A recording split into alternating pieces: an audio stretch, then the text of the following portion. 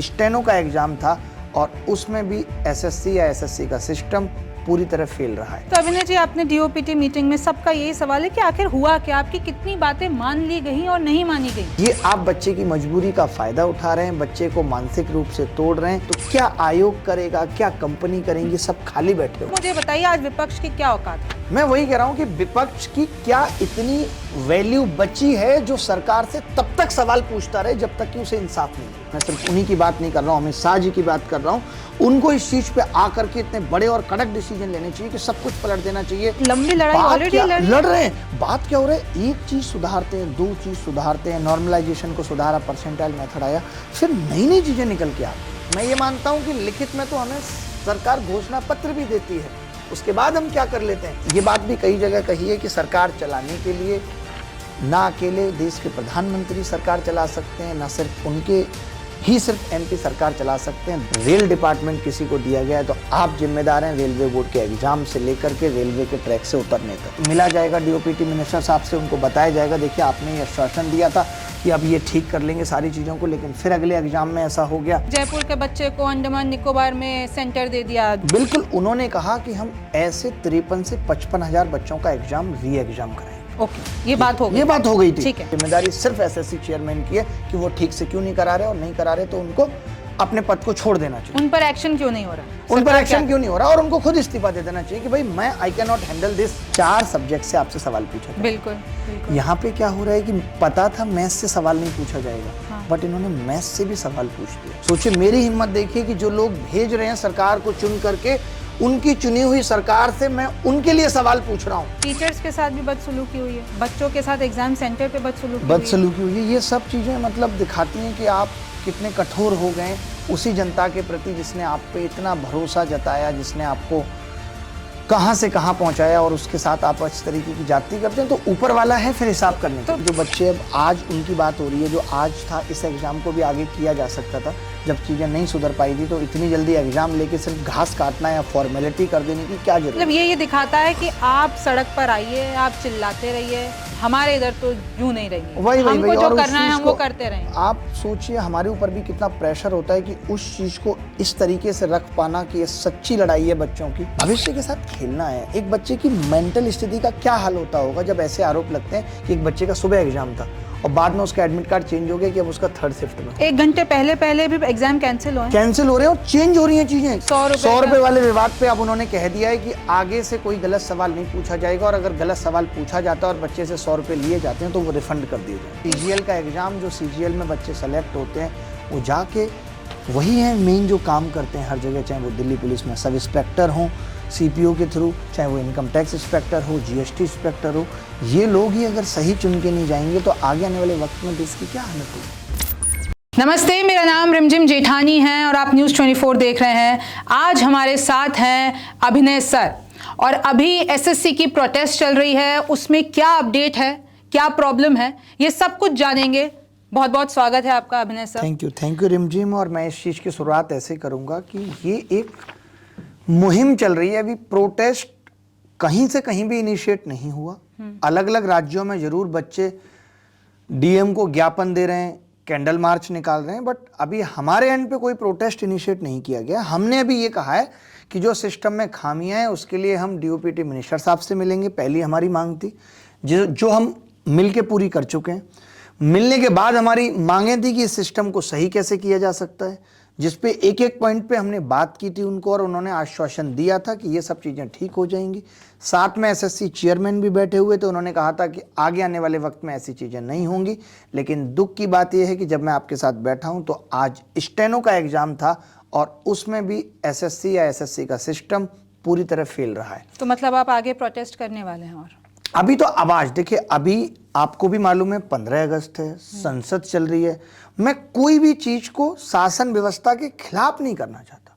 मेरी लड़ाई सरकार के खिलाफ नहीं है, मेरी लड़ाई इस खराब सिस्टम के खिलाफ है। विद्यार्थियों की लड़ाई इस खराब सिस्टम के खिलाफ है कि इस सिस्टम में जो खामियां हैं वो हम सरकार को बताना चाहते हैं, और सरकार अगर आराम से पूछ के हमसे उन चीजों पे सोल्यूशन देना चाहती है तो हमें किस तरह की आपत्ति है। हमारा मकसद मुद्दे को चर्चा में बनाए रखना नहीं है, हमारा मकसद जो चर्चा में बातें आई हैं, चाहे वो किसी भी न्यूज चैनल से आई हैं, उस पर काम होने से। तो अभिनय जी, आपने डीओपीटी मीटिंग में सबका यही सवाल है कि आखिर हुआ क्या, आपकी कितनी बातें मान ली गई और नहीं मानी गई? देखिए, ये सारी चीजें सब्जेक्टिव होती हैं। कोई भी डिस्कशन है वो सब्जेक्टिव है, ऑब्जेक्टिव नहीं है, रैपिड फायर नहीं है कि मैंने एक सवाल पूछा, यस नो में आंसर हो गया। सारी चीजों पे डिस्कशन हुआ, वहां तक बात पहुंचाई गई कि ये सब चीजें हो रही हैं, और उन्होंने तुरंत चेयरमैन साहब को पूछा कि भाई ये सब चीजें हो रही हैं, आपका सिस्टम फेल कर रहा है, आप कैसे ठीक करोगे? तो चेयरमैन साहब ने कहा कि हम ठीक करेंगे और हम पूरी कोशिश कर रहे हैं ठीक करने की। बट अगर तो ऐसा था, आप इससे संतुष्ट हैं? नहीं, अगर मान लेते हैं कि मैं उस पॉइंट पे एकदम संतुष्ट नहीं हूं, तो मेरे पास रास्ता क्या है, या वो भी क्या रास्ता दे सकते हैं? वो किस तरीके से ये कह सकते थे? लोग कह रहे हैं कि लिखित में आपको क्या मिला। मैं ये मानता हूं कि लिखित में तो हमें सरकार घोषणा पत्र भी देती है, उसके बाद हम क्या कर लेते हैं। अगर वहां 5 चीजें लिख के दे भी दी जाती और फिर प्रॉब्लम होती तो आवाज तो दोबारा भी उठानी पड़ती ना। तो लिखित में देना, आश्वासन देना, इस चीज की कोई लड़ाई नहीं है। पर सर, लड़ाई सिस्टम को ठीक करने की है। हम लोग बीच बीच में, हमसे मेरा मतलब है चाहे वो विद्यार्थी हो, चाहे शिक्षक हो, चाहे मीडिया चैनल्स हो, हम लोगों को भटकना नहीं है। हमारा एक सुर होना चाहिए, सिस्टम खराब है उसको ठीक करना। तो अभिनय जी, जैसे बहुत सारी, जैसे एक जयपुर के बच्चे को अंडमान निकोबार में सेंटर दे दिया, जो उन्होंने बोला कि इसको ठीक करेंगे, लेकिन आज जो, भी ऐसे आरोप लग रहे हैं कि किसी बच्चे का सेंटर 1000 किलोमीटर से ज्यादा दूर गया है, जबकि कल एसएससी ने एक नोटिफिकेशन निकाला है। आप ये कह सकते हैं कि उस मीटिंग के बाद ये डिसाइड किया गया कि इन्होंने एक नोटिफिकेशन डाल के बताया है कि इतने % बच्चों को उनके सेंटर्स वही मिले हैं जो उन्होंने टॉप 3 प्रेफरेंसेस मुझे एक बात बताइए, बहुत सी ऐसी चीजें सामने आई कि कोई दे नहीं पाया, उधर पहुंचे तो सिस्टम खराब, उधर पहुंचे तो माउस खराब। तो क्या उन बच्चों का जो ठीक नहीं हुआ एग्जाम, तो उन पे कुछ बात होगी? उन पे बात हुई, जो डिस्क्वालीफाई हो गए? बिल्कुल, उन्होंने कहा कि हम ऐसे 53 से 55 हजार बच्चों का एग्जाम री एग्जाम कराएंगे। ओके, ये बात हो गई, ये बात हो गई थी। ठीक है। और अगर आपको लगता है कि इसके बाद भी कुछ बच्चे रह गए, तो आप हमें लिस्ट दीजिए, उसको भी वेरीफाई करके हम उनका एग्जाम कराएंगे। कि आज स्टेनो का एग्जाम था और उस स्टेनो के एग्जाम में बच्चों ने लगभग उसी तरीके की समस्याएं, इनफैक्ट और बड़ी बड़ी समस्याओं का सामना किया है। प्रोटेस्ट हुआ, उसका कोई भी कुछ भी हल नहीं हुआ। हल मतलब कि ग्राउंड पे नहीं दिख रही चीजें। आज आप सोचिए कि मतलब ऐसा कौन सा सिस्टम है जो एग्जाम करा रहा है कि आप खुद नोटिफिकेशन में ये लिखते हैं कि आपसे 4 ऑप्शन दिए जाएंगे और एक उसमें सही होगा। आपको पता है उसमें 3 ऑप्शन दिए गए। कल को तो ये एक ऑप्शन दे देंगे, बच्चे को आंसर लगाने की जरूरत ही नहीं, वो सीधा टिक कर देगा। आप जब कोई नोटिफिकेशन जारी करते हैं किसी एग्जाम का, आपने भी एग्जाम दिया होगा, तो हमें बताया जाता है कि इन 4 सब्जेक्ट से आपसे सवाल पूछा जाएगा। बिल्कुल। यहाँ पे क्या हो रहा है कि पता था मैथ्स से सवाल नहीं पूछा जाएगा, बट इन्होंने मैथ्स से भी सवाल पूछ दिया। हम आज मानसिक स्तर पे इतने प्रताड़ित होकर बैठे हैं कि इन समस्याओं के लिए क्या कहें। अब मैं डीओपीटी मिनिस्टर साहब के सामने ये सवाल लेके जाऊं कि जी स्टेनो के एग्जाम में गणित आ गया, तो वो क्या देंगे कि क्या हो गया, गणित तो बच्चा पढ़ता ही है। बट आपसे ही पूछना चाहता हूं कि क्या ये न्याय संगत है कि जब आपने पहले नहीं बताया था कि आप गणित से सवाल पूछोगे और फिर आप गणित से सवाल पूछ रहे हो, ये कितना सही है? अच्छा, एक और सवाल, आपने अपने सोशल मीडिया, जब मैं आपका खंगाल रही थी, तो आपने जितने भी नेताओं ने, राहुल गांधी ने लिखा, केजरीवाल ने लिखा, प्रिया सरोज ने लिखा, हनुमान बेनी, आपने सबको कहा कि आइए हमारे साथ खड़े होइए जी। तो क्या वो आएंगे? आपकी बात हुई है क्या? ऐसा कुछ हुआ है? देखिए, हमारी बात, हम किसी से कोई ऐसे प्राइवेट में बात नहीं करते, हम सीधे सोशल मीडिया पे कांटेक्ट करने की कोशिश की? जी नहीं, मैंने उससे पहले एक वीडियो जारी कर दिया था। उससे पहले मैंने एक वीडियो जारी कर दिया था इस मीटिंग के बाद कि इस तरीके की बातें हुई हैं, जिसमें हमसे कहा गया है कि आप 7 से 8 दिन का वेट कर लीजिए, हम इन सारी समस्याओं पे काम कर रहे हैं। तो मैं अब यही कह रहा हूं कि एसएससी ने उस वक्त ये कह दिया था, हमने कहा कि अगर आपका सिस्टम अभी ठीक से काम नहीं कर रहा है, उन्होंने कहा कि पहली बार है, आपने भी देखा होगा चेयरमैन साहब का इंटरव्यू, तो आप थोड़ा वक्त ले लेते, इस स्टेनो के एग्जाम कराने के लिए भी आप वक्त ले लेते। बट उनका कहना था कि इसमें बहुत कम बच्चे पेपर दे रहे हैं। तो जब बहुत कम बच्चे पेपर दे रहे हैं, फिर भी उन्हीं सेंटर्स पे एग्जाम कराना जिन पे पहले आरोप लग रहे हैं, ये सही नहीं है। ये आप बच्चे की मजबूरी का फायदा उठा रहे हैं, बच्चे को मानसिक रूप से तोड़ रहे हैं, बच्चे का इन सब से भरोसा उठ रहा है। कल को इस बच्चे का भरोसा उठ जाएगा तो क्या आयोग करेगा, क्या कंपनी करेंगी, सब खाली बैठे हो। यूपीएससी से भरोसा उठ रहा है, आपने देखी, ये भी बात आपने उठाई। जितने भी बड़े कॉम्पिटिटिव एग्जाम है, नीट एग्जाम में दिक्कत, स्टेट एग्जाम में दिक्कत, कोई दिक्कत हो सरकार आयोग को बचाने आ जाती है, आयोग एजेंसीज को बचाने आ जाते हैं। हम सब लोगों के लिए भी ये दुर्भाग्य की बात है कि आज हमें वेंडर से क्वेश्चन करना पड़ रहा है, जो कि बिहाइंड द सीन था। हमारी जवाबदेही एसएससी को तय करनी थी कि भाई गलत हो रहा है। अभी नोटिफिकेशन डाल के निकालना था कि आज स्टेनो एग्जाम में। आप मुझे बताइए, मैं तो खुद हल इतनी देर से ढूंढ रहा हूं कि हम हर बात पे इनसे पूछते हैं कि भाई स्टेनो एग्जाम में गड़बड़ हो गई, इनका कहना है ठीक है उनका री एग्जाम करा लेंगे। बट एक ये बच्चे की भविष्य के साथ खेलना है। एक बच्चे की मेंटल स्थिति का क्या हाल होता होगा जब ऐसे आरोप लगते हैं कि एक बच्चे का सुबह एग्जाम था और बाद में उसका एडमिट कार्ड चेंज हो गया कि अब उसका 3rd शिफ्ट में हो। 1 घंटे पहले भी एग्जाम कैंसिल हो रहे हैं और चेंज हो रही हैं चीजें कि पहले शिफ्ट में था अब 3री में होगा। वो बच्चा उन हालातों में उस प्रेशर में कैसे परफॉर्म करेगा? अभिनय जी, तो मोदी सरकार से, मैं प्रधानमंत्री की बात करती हूँ, आपने बहुत बहुत बयान दिए, तो आपकी नाराजगी और बच्चों की नाराजगी उनसे क्या है?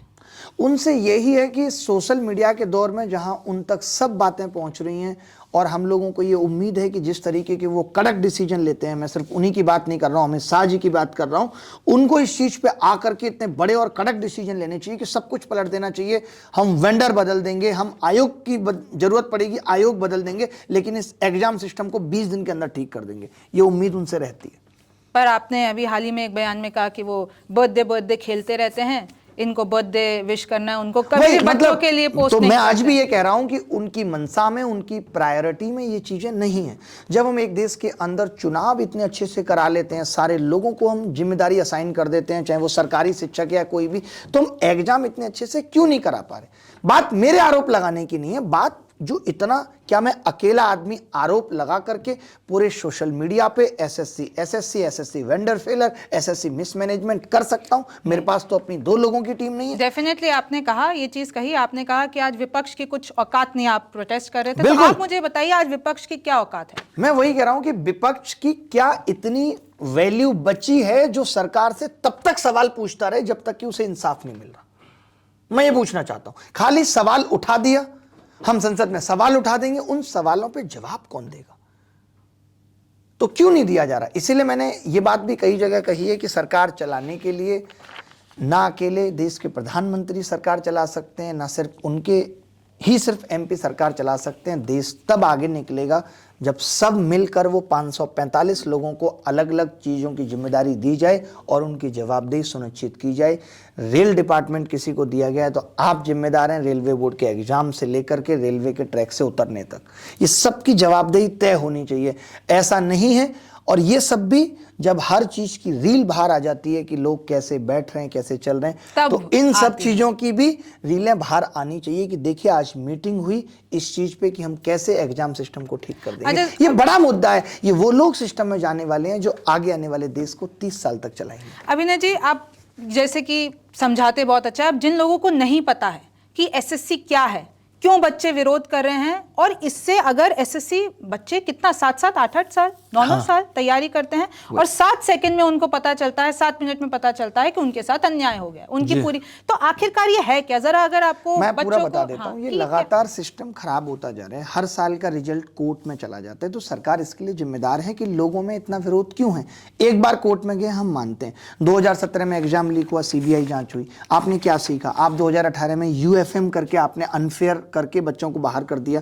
2022 में आपने नॉर्मलाइजेशन इस तरीके से लगाया कि बहुत सारे अच्छे बच्चे बाहर हो गए क्योंकि आप डिफिकल्टी लेवल एग्जाम की नहीं सेट कर पा रहे थे। 2023 में आपने गलत सवाल पूछ लिए और वो कोर्ट में आज भी केस है, 2 साल हो गई। 2024 में आपने सेम चीज की। तो ये दिख रहा है कि सरकार इन चीजों पे सोच नहीं रही। बार बार किसी एग्जाम के रिजल्ट का कोर्ट में जाना, मैं मानता हूं कि आयोग की नाकामी का नतीजा है। किसी गरीब बच्चे को जो मुश्किल से फॉर्म भर के आ रहा है, नहीं पड़ी है कि हम पैसा इकट्ठा करके कोर्ट की लड़ाई, वो 100 रुपए वाला भी विवाद, 100 रुपए वाले विवाद पे अब उन्होंने कह दिया है कि आगे से कोई गलत सवाल नहीं पूछा जाएगा, और अगर गलत सवाल पूछा जाता है और बच्चे से 100 रुपए लिए जाते हैं तो वो रिफंड कर दिए जाएंगे। और कितनी बड़ी बात है अभिनय जी कि ये एडुकेटी जो व्यापन घोटाले में शामिल रहे और अब उसको ही आपने जिम्मेदार, और अभी तो जो अभी आगे ये होगा कंबाइंड ग्रेजुएट लेवल, उसको भी वही कराएगी, तो ये कितनी बड़ी बात है। एजुकेशन डिपार्टमेंट ने खुद आपको ये पता है कि एक इंसान कई बार फेल हो चुका है और इस फेलियर के चक्कर में उस पर तमाम आरोप भी लगे हैं और वो ब्लैक लिस्ट भी हुआ है, तो आपने ऐसे कौन से आधार चुने और आपने उसको एग्जाम करने की जिम्मेदारी दे दी। मैं चेयरमैन साहब की एक बात आपको बताता हूं, उन्होंने कहा कि अभी ये एडिक्विटी सेंटर्स अरेंज कर रही है, मैक्सिमम सेंटर्स अदर वेंडर्स ने कब्जा के रखे हुए हैं। तो जब आप किसी को चुनते हैं तो आप उससे कुछ रिटर्न में भी लेते होंगे कि अभी आपके पास कितने सेंटर हैं, या आपने कितने सेंटर्स फाइनल कर दिए हैं, या सिर्फ टेंडर देने के बाद एग्जाम से 5 दिन पहले वो कंपनी सेंटर ढूंढना शुरू करती है।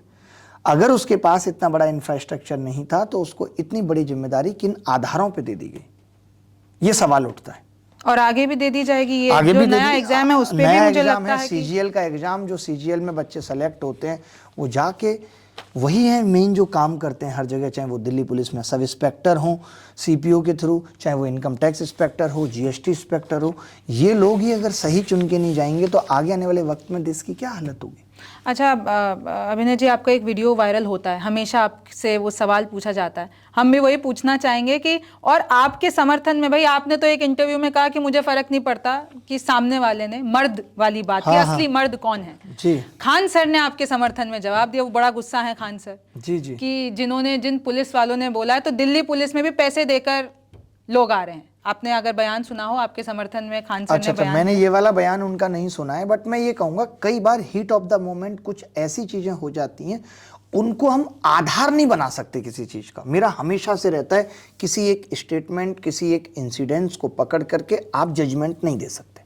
मुझे ऐसा लगता है कि उस वक्त शायद हीट ऑफ द मोमेंट, मैं अगले दिन भी उनसे मिला था, जिस दिन डीओपीटी गया उस दिन भी मैं उनसे मिला था, तो उनको भी इस चीज़ का आभास है कि वो हीट ऑफ द मोमेंट चीज़ें हो गई जो नहीं होनी चाहिए थी। तो ऐसी चीज़ों को तो हमें इग्नोर करना पड़ेगा। ऐसी चीज़ों से क्या होता है कि मुद्दा भटक जाता है। मुद्दा यहाँ बच्चों के हितों का है, मुद्दा यहाँ सरकार से हमारी कोई लड़ाई से नहीं है, मुद्दा हमारा यहाँ पुलिस से लड़ाई से नहीं है, हमारा उस खराब सिस्टम की लड़ाई से जिसमें हम पुलिस और सरकार से सहयोग चाहते हैं कि आप सहयोग करिए, हमसे जानिए कि सिस्टम में कहाँ कमी है और उसको ठीक करिए। बिल्कुल। तो मुझे एक बात बताइए कि ये जो इतना सब कुछ हो रहा है, आप सारे टीचर्स सब उतरे हुए हैं, तो कहीं ना कहीं आपको भी ऐसा लगता है गिव अप वाली कोई एक चीज आती है कि ये जब सिस्टम खराब है, इतना सब कुछ चल रहा है, आप 8 साल से लड़ाई कर रहे हैं। मैं वही कहूंगा, अगर हम गिव अप कर जाएंगे तो जो बच्चे हमसे उम्मीद लगाए बैठे हैं तब कैसे काम चलेगा। जबकि हमारे को तो गवर्नमेंट भी ये कह देती है, चेयरमैन भी ये कह देते हैं, टीचर्स का क्या स्टेक है, हम उनसे क्यों बात करें, हम उनसे क्यों मिलें, अगर बच्चों को समस्या है तो बच्चे आके बात करें। समझ रही हैं, बट बच्चे वहां तक पहुंच नहीं पाते, इसीलिए हमें आना पड़ता है। तो अभी मुझे ऐसा लगता है कि जो चैनल्स बने हैं कि जो एग्जाम में गड़बड़ियां हो रही हैं उस पर सवाल पूछा जाएगा, कब तक माफ़ी देते रहेंगे, और फिर कुछ एक प्रॉपर प्लानिंग बनाई जाएगी कि किस तरीके से इन समस्याओं से निपटा जाए।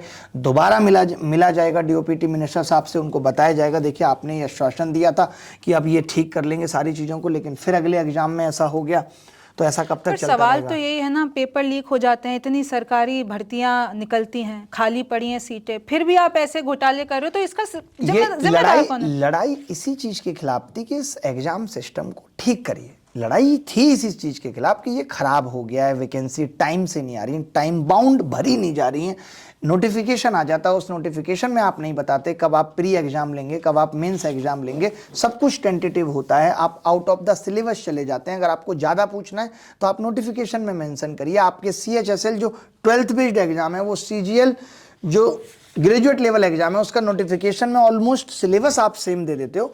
तो इन सब चीज़ों में सुधार की जरूरत थी। सुधार अपडेशन मांग रहे हैं हम कि एजुकेशन सिस्टम को अपडेट करिए, वो जो पुराने तरीके से चल रहा था उससे भी ज्यादा तो आपको क्या लगता है सही तरीका क्या होगा? या तो ये जो इतनी कमियां हैं उसको ठीक करना, या फिर ऑल टुगेदर एक नया सिस्टम बना देना? क्योंकि आपके यूपीएससी देख लीजिए, ऑल टुगेदर नया सिस्टम बनाना एक सोल्यूशन है, बट मुझे ऐसा लगता है कि इसीलिए इतने सारे इन्वॉल्व किए जाते हैं लोग कि हम एक दूसरे पे आरोप करके निकल जाएं कि ये इसकी कमी की वजह से हुआ है।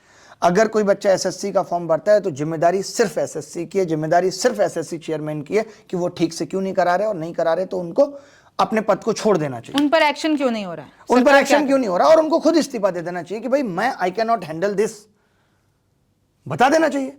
आप जिस चीज के लिए बनाए गए हो, आपको जो काम दिया गया है, आप उस काम में सोचिए 5.5 लाख लोग बैठे हैं, आपका मानना है कि 55,000 लोग अफेक्टेड हैं, 10% लोग अफेक्टेड, और वहां पे सिर्फ वैकेंसी 2,500 हैं गिनती की, उसमें इतने सारे लोगों का इफेक्ट होना, और ये सब चीजें उसके बाद भी आरोप रह जाते हैं। कोई बच्चा कह रहा मैं अफेक्टेड था, आप कह रहे हैं अफेक्टेड नहीं है, अब वो क्या करे बेचारा, कोर्ट भागे और बताए कि मेरे साथ भी अन्याय हुआ है।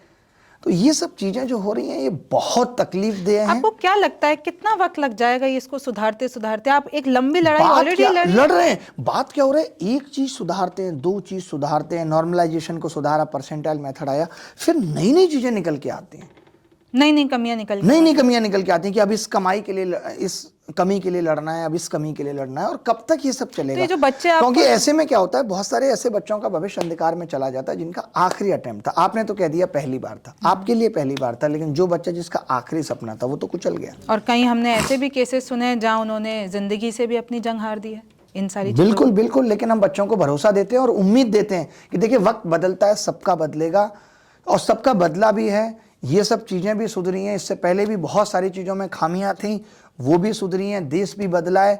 2014 से पहले बहुत घोटाले बाहर आ रहे थे, वो भी कम हुए या नहीं हुए, अभी तक नहीं आ रहे। तो बहुत सारी चीज़ें बदलती रहती हैं। हम लोगों ने सरकार पे बहुत भरोसा जताया है, और शायद ये तीसरा टर्म चल रहा है जहाँ सरकार पे लोग इतना भरोसा करके बैठे हैं, सेंट्रल गवर्नमेंट पे। तो सेंट्रल गवर्नमेंट की जिम्मेदारी बनती है कि वो बच्चों के हित में कुछ काम आपको भी करे। भरोसा है उन पे? आप भरोसा ये तो कर रहे हैं भरोसा लगातार। बताइए, मैं मेरे अकेले के करने से क्या होगा? मेरा अकेले का वोट सरकार को नहीं जिता रहा, बट बाकी के लोग, मैं तो उन लोगों की तरफ से बोल रहा हूं जो लोग भरोसा करके हर बार सरकार को भेज रहे हैं। सोचिए, मेरी हिम्मत देखिए कि जो लोग भेज रहे हैं सरकार को चुन करके, उनकी चुनी हुई सरकार से मैं उनके लिए सवाल पूछ रहा हूं। मेरी जिम्मेदारी कितनी बड़ी है। और ऐसा नहीं कि मैंने किसी सरकार की कैंपेनिंग की कि मैं चाहता था कि ये सरकार पहुंचे, मैंने ऐसा नहीं किया। लोगों का अपना मत था कि हम सरकार को वहां पहुंचाएंगे, और उस सरकार अगर कुछ गलत कर रही है, मैं तो फिर भी उन लोगों के लिए आवाज उठा रहा हूं। आप आवाज उठा रहे हैं, कल को वो सारे विपक्षी आपके प्रोटेस्ट में शामिल हो जाएंगे, आपको एक तमका मिल जाएगा कि आप तो ये एंटायर पूरा मामला चल रहा है। नहीं नहीं नहीं, शामिल होने की कोई बात नहीं थी, पीछे सपोर्ट में खड़े होने की बात थी कि जो लोग भी ये सोचते हैं कि बच्चों के साथ गलत हो रहा है, तो वो आके सपोर्ट में शामिल हों और सरकार से सवाल पूछें। मानसून सत्र चल रहा है, वहां सवाल पूछें, और तब तक पूछते रहें जब तक जवाब ना मिले। टीचर्स के साथ भी बदसलूकी हुई है, बच्चों के साथ एग्जाम सेंटर पे बदसलूकी हुई है। बदसलूकी हुई है। ये सब चीजें मतलब दिखाती हैं कि आप कितने कठोर हो गए उसी जनता के प्रति जिसने आप पे इतना भरोसा जताया, जिसने आपको कहां से कहां पहुंचाया, और उसके साथ आप इस तरीके की जाति करते हैं। तो ऊपर वाला है फिर हिसाब करने के लिए। तो आप मुझे बताइए, जो बच्चे आपको सुन रहे हैं, वो बच्चे कल को अब आपके ऊपर उम्मीद जगाए बैठे हैं, अब वो चाहते हैं कि इस वक्त हम क्या करें। अभिनय सर, हमको ये बता दें कि इस वक्त हम क्या करें। नहीं, आप हमारी लड़ाई लड़ रहे हैं, तो वो क्या करें? मेरी बच्चों से यही रिक्वेस्ट है कि अभी वो पढ़ाई करें, और जो देखिए संविधान के राइट्स उनके पास भी हैं। मैं अपने तरीके से लड़ाई लड़ रहा हूं, बहुत सारे शिक्षक भी सुनेंगे। अगर वो अपने तरीके से लड़ाई लड़के कोई एक सुधार कर देते हैं, बच्चे अपनी तरफ से लड़ाई लड़के कोई एक सुधार कर सकते हैं, क्योंकि बच्चे डायरेक्ट पार्टी हैं। एसएससी की जवाबदेही है बच्चों के लिए कि अगर वो कोई क्वेश्चन उठाते हैं तो आपको जवाब देना पड़ेगा। पर सर, बच्चों को तो पीटा जा रहा है ना, वही बच्चों की तो आवाज दबाई जा आवाज रही है, बनेगी। तभी आपकी कब तक आप पीट लेंगे? कब तक आप पीट लेंगे? ये आज का युवा है, बर्दाश्त नहीं करते रहेगा, वो जवाब लेकर रहेगा। बस जाते जाते मैं आपसे इतना ही पूछना चाहूंगी कि अब आपका आगे का क्या प्लान है? आप लोगों ने डीओपीटी से मीटिंग की, अब आगे का टाइमलाइन क्या है? आश्वासन दिए उनसे फिर से पूछना है कि उन आश्वासनों पे अभी तक कोई सुधार नहीं हुआ है। चेयरमैन साहब से पूछना है, शायद आज मीडिया भी कोई पूछेगी चेयरमैन साहब से कि जो आपने वादा किया था वो पूरा नहीं हुआ, तो उनके जवाब का इंतजार करते हैं। उन्होंने 7 दिन का वक्त मांगा था, तो 7 दिन के वक्त का इंतजार करते हैं, और फिर और आपको लगता है जो अभी अगला एग्जाम आने वाला है उससे पहले कुछ समाधान निकल सकता है? उससे पहले तो नहीं निकलेगा, आगे वाला एग्जाम तो पोस्टपोन होगा, और तब शायद इनको टाइम मिलेगा। लेकिन जो बच्चे, अब आज उनकी बात हो रही है, जो आज था इस एग्जाम को भी आगे किया जा सकता था। जब चीजें नहीं सुधर पाई थी, तो इतनी जल्दी एग्जाम लेके सिर्फ घास काटना या फॉर्मेलिटी कर देने की क्या जरूरत? मतलब ये दिखाता है कि आप सड़क पर आइए, आप चिल्लाते रहिए, हमारे इधर तो यूं नहीं रहेंगे, हमको जो करना है हम वो करते रहेंगे। आप सोचिए हमारे ऊपर भी कितना प्रेशर होता है कि उस चीज को इस तरीके से रख पाना कि ये सच्ची लड़ाई है बच्चों की, सरकार तक उस बात को पहुंचाने में भी हम बहुत ताकत लगाते हैं। आसान नहीं है ये लड़ाई लड़ना, वो भी उस इंटेंशन के साथ कि नहीं हम छात्रों के हित के साथ खड़े।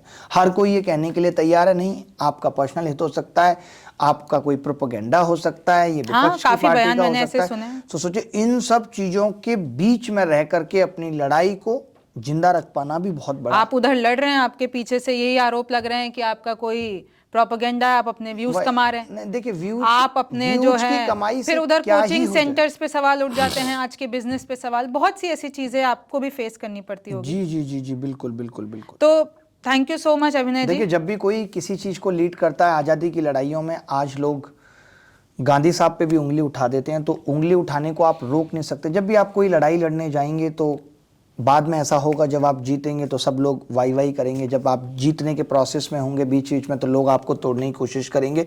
यह आपकी मानसिक स्थिति है, उसको मजबूत बनाए रखना है। मैं छात्रों से भी यही कहूँगा, शिक्षकों से भी यही कहूँगा कि कोशिश सही दिशा में सही जगह पहुंचने की है, उसको भटकने नहीं देना। जाते जाते एक और आपका दिल क्या कहता है कि ये जो आप जिस राह पे निकल चुके हैं अभी कितना और लंबा जाएगा, ये कितना लंबा जाएगा? कुछ भी नहीं कहते, बस मेरा दिल ये जरूर कहता है कि ये वक्त बदलेगा और ये चीजें सुधरेंगी।